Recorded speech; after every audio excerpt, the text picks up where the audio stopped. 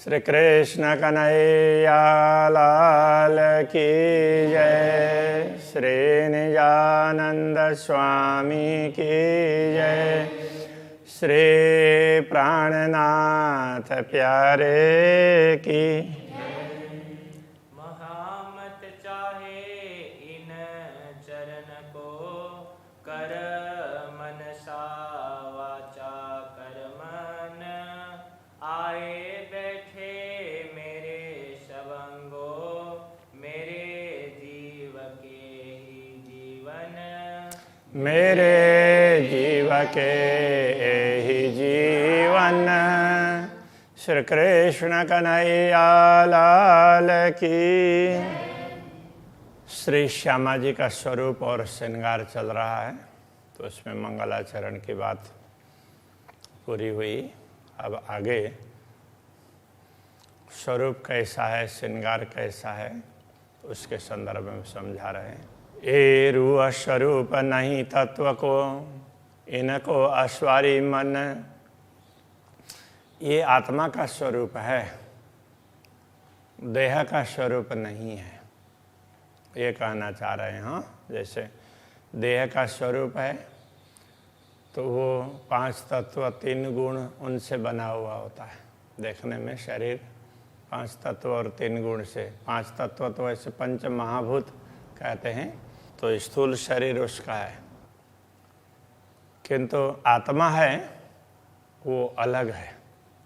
इसलिए श्री श्यामा जी का स्वरूप कैसा है, ये तत्व का नहीं है, वो आत्मा का है। इनको अश्वारी मन, तो ये मन की सवारी की तरह से, जैसे मन ऊपर कोई सवार होता है तो कितने जल्दी कहीं से कहीं पहुंच जाता है ना, तो ये इस प्रकार से आत्मा को कहीं से भी कहीं पहुंचना हो तो उसको कोई कठिनाई नहीं होती है। खान पान सुख श्रृंगार ए रूह ए होए रूह के चितवन। खान पान अथवा श्रृंगार का सुख जो भी हो, तो वो कुछ करने की ज़रूरत नहीं पड़ती है। जैसे भूख लगती है तो खाना पड़ता है, ये नश्वर जगत में होता है। और कुछ पहनने पड़ते हैं, तो परम धाम में सोचा इतने में हो गया। तो ये हुए रूह के चितवन, चितवन मात्र से, चिंतन मात्र से सब हो जाता है। जो पहनावा अर्श का अचरज अद्भुत जान। इसलिए परमधाम का जो पहनावा, पहनावा का तात्पर्य वस्त्र, तो जो भी परिधान, पहनावा का परिधान, तो वो सब क्या है, तो वो अद्भुत है, आश्चर्यजनक है, दुनिया के हिसाब का नहीं है। कहूँ दुनिया में किन विदा किन कबाओ न सुनिया कान, तो वो उसकी बात दुनिया में कैसे कहें, किसी ने कानों से सुना भी नहीं है ऐसी बातें, तो क्या बताएं, ये कहना चाह रहे हैं। कंठ नाक मुख नासिका, ये जो पहनता है भूषण, तो कंठ कान मुख नासिका, इनमें जो आभूषण वगैरह भी पहनते हैं ना, ये दुनिया जो पहनाता है। जिन जानो विधई न, तो दुनिया जो पहनते हैं उस प्रकार का मत समझना, तो वैसा नहीं है, तो अलग प्रकार से। या वस्त्र या भूषण सकल अंग हाथ पाए, वस्त्र आभूषण, ये कैसे लगता है, सारे हाथ पाँव जिसमें भी जो भी वस्त्र जहाँ भी पहने ना उनके अंग हो ना, ऐसा लगता है। तो सकल अंग हाथ पाए, हाथ पाँव की तरह से वो भी अंग ही है।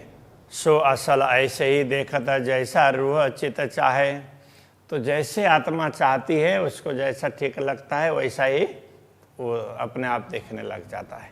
अंग संग भूषण सदा, दिल के ताल्लुक असल, तो अंग के संग, शरीर के साथ में संलग्न जो आभूषण हैं वो दिल के ताल्लुक असल, उनका संबंध दिल से संबंधित है ये सब। ए स्वरूप श्रृंगार दिल चाहे, तो जैसा इनका स्वरूप, जैसा श्रृंगार, ये स्वरूप जैसा दिल में चाहते हैं उसी प्रकार का श्रृंगार अपने आप ही तैयार हो जाता है। अरस में नाई नकल, किसी को देख करके करने की जरूरत नहीं पड़ती, किसी के नकल करने की आवश्यकता ही नहीं पड़ती।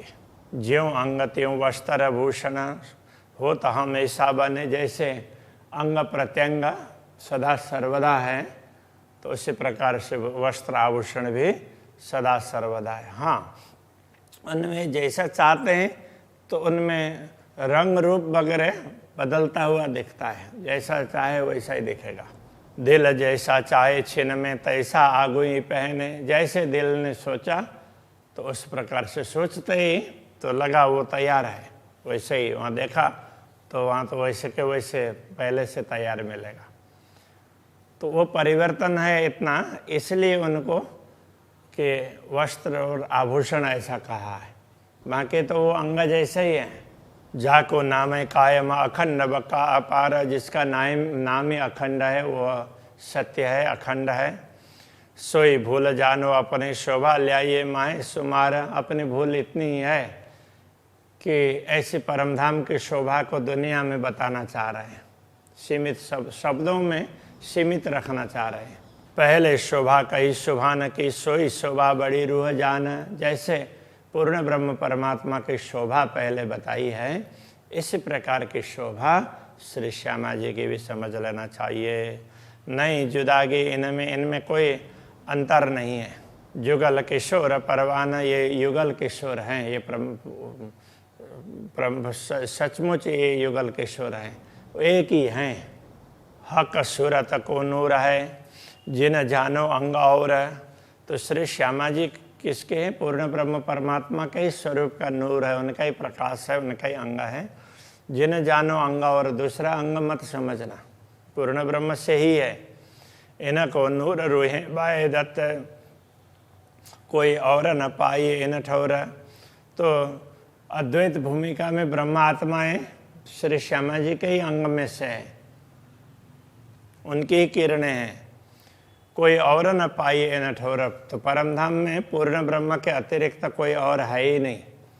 तो श्यामा जी भी उनसे ही है और ब्रह्मात्मा श्यामा जी से है। तो इस प्रकार से परमधाम है। शोभा श्यामा जी की निपट अति सुंदर है, इस प्रकार श्यामा जी की शोभा है, अत्यंत सुंदर है।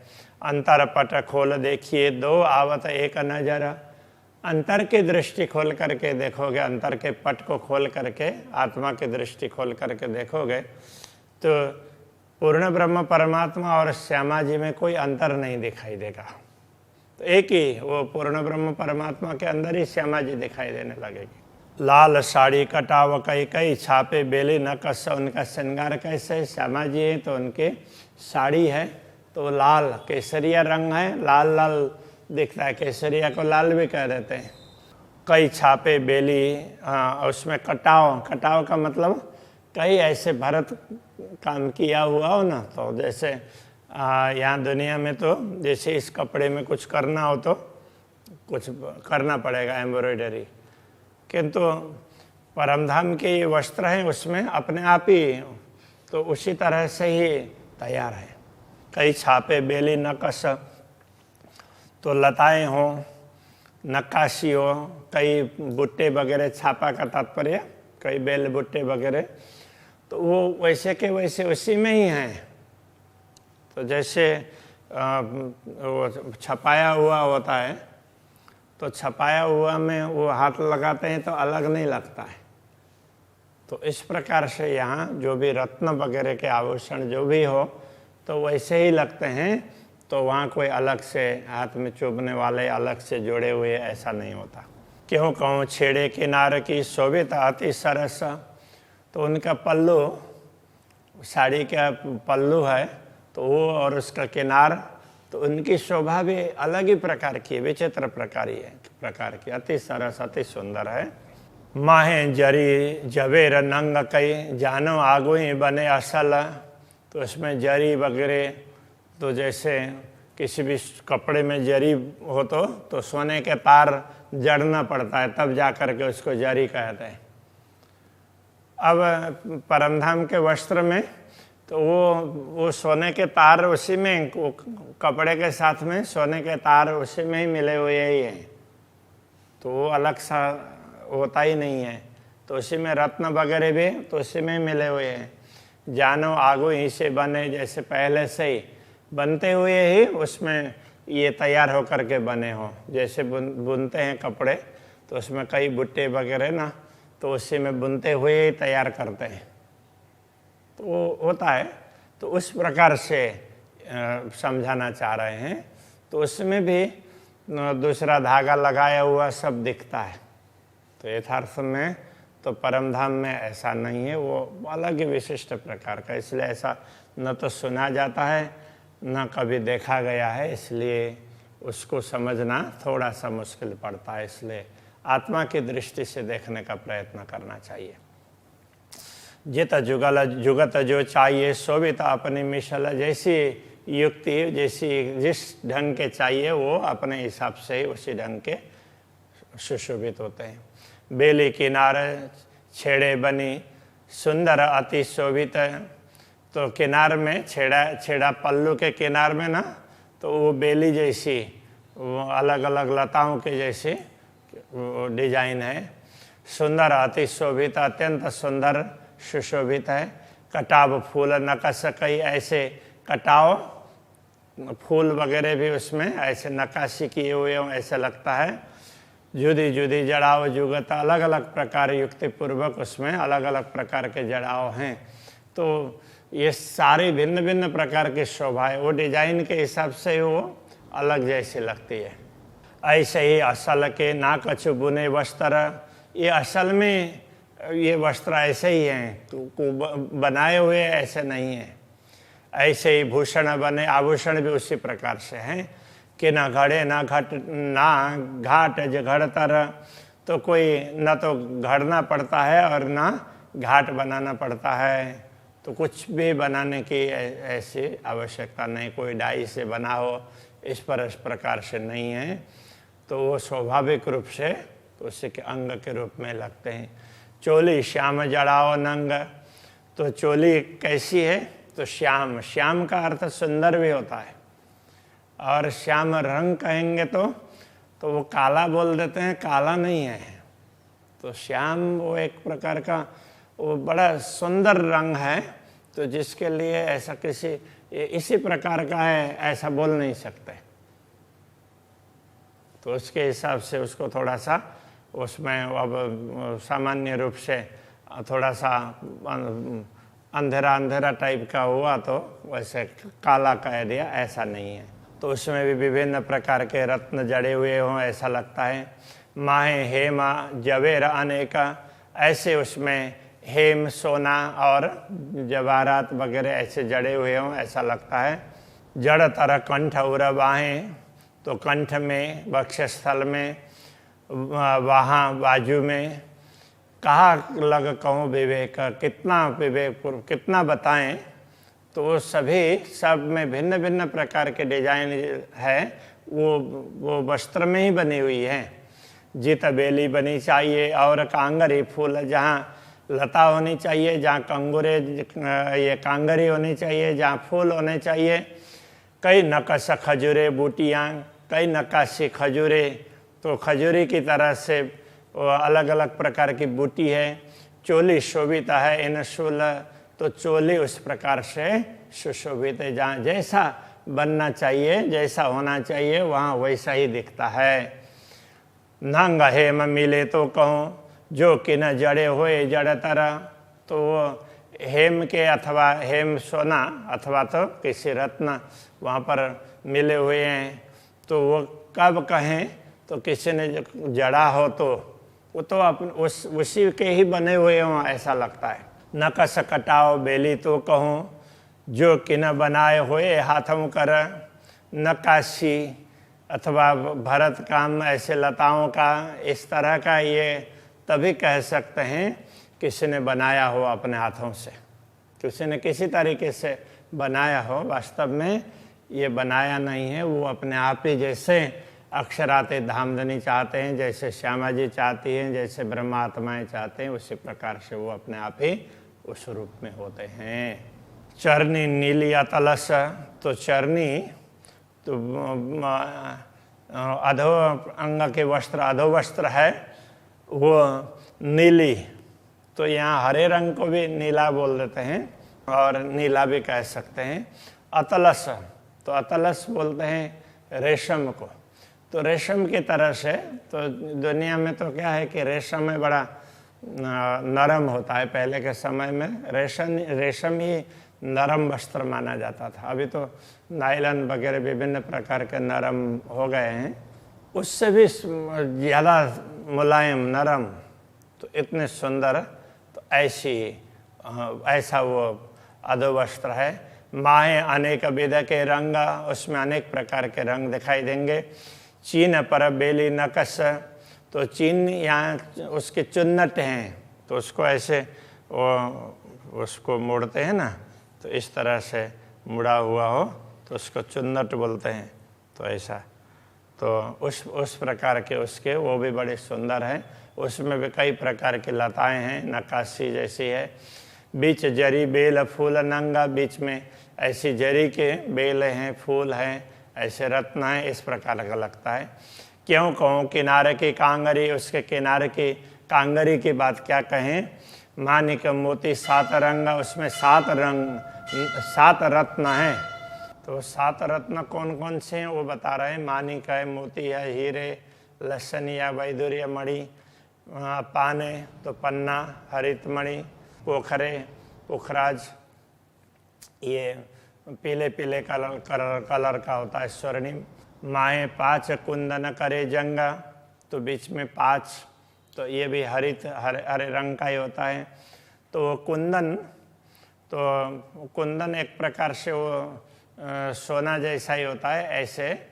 तो वो ऐसे ये सब ना बड़े एक दूसरे, उनसे अलग अलग प्रकार का प्रकाश निकलता है और प्रकाश मानो टकरा रहा ऐसा लगता है। वस्त्र धागा न सुजई, सरवर जरी न कस,